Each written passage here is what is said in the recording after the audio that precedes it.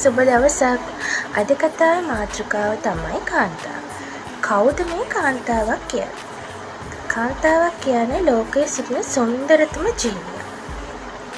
අය විටක මවක්, යෙහෙලියක්, බිරිඳක්, දුවක්, මිත්තණියක්, සහෝදරියක්. ඒ වගේම තමයි අය පුනර්ජීවියෙක්.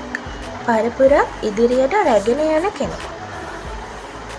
ඒ වගේම තමයි කාන්තා ශක්තියට හොඳම උදාහරණ තමයි ලෝකේ රටවල අගමැති ධූරය, ජනාධිපති ධූරය දරන කාන්තාව.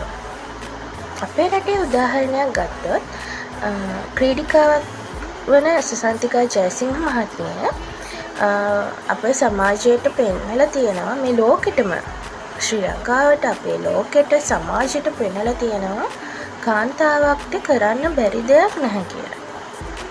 කාන්තාවන් කියන අයට සමාජයේ නිසි තැනත් සුදුසු තැනත් ලැබිය යුතුයි.